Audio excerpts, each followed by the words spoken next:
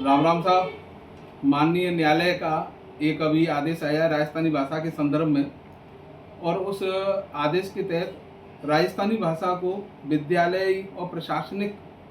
स्तर पर मान्यता देने के लिए माननीय न्यायालय ने आदेश पारित किया है। हम माननीय न्यायालय के उस आदेश का सम्मान करते हैं, परंतु इसके साथ ही साथ ये जो पूरी राजस्थानी भाषा का जो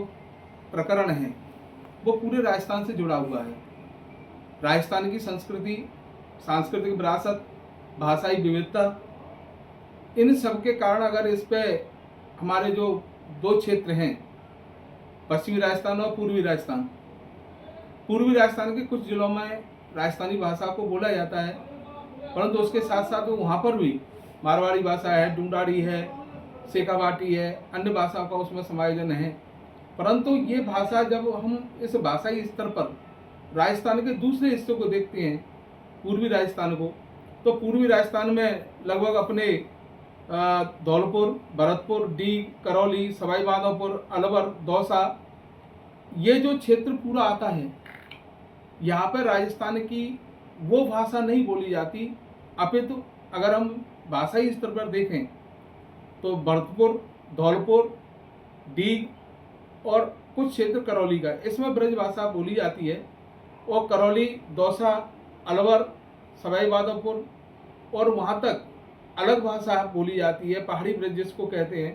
अगर कोटा क्षेत्र को देखते हैं तो कोटा क्षेत्र में वहाँ पर जो भाषा का स्तर है वो अलग है।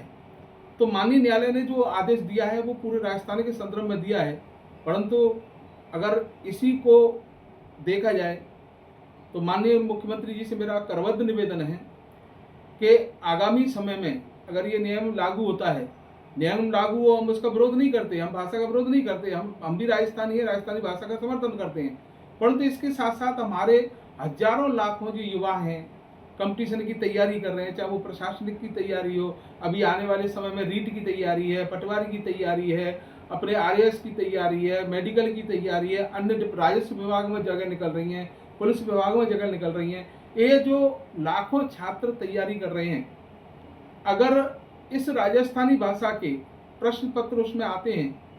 तो हमारे जो छात्र तैयारी कर रहे हैं प्रशासनिक स्तर पर, उनके लिए अतिरिक्त भार होगा। इसलिए माननीय मुख्यमंत्री जी से मेरा निवेदन है कि ये नियम लागू करें, उसमें उससे पहले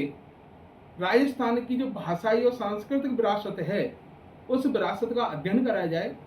और जिस तरह से धौलपुर में पहाड़ी ब्रज बोली जाती है, भरतपुर में ब्रज बोली जाती है, करौली में पहाड़ी ब्रज है, अगर डीग में देखें, सवाई माधोपुर देखें, अलवर में देखें, दौसा में देखें, कोटा में देखें, इन क्षेत्रों में जो भाषा का स्तर है वो प्योर राजस्थानी नहीं है, अपितु मध्य प्रदेश और उत्तर प्रदेश की जो भाषा है उनसे संबंधित इन क्षेत्रों में भाषा बोली जाती है। मैं माननीय न्यायालय के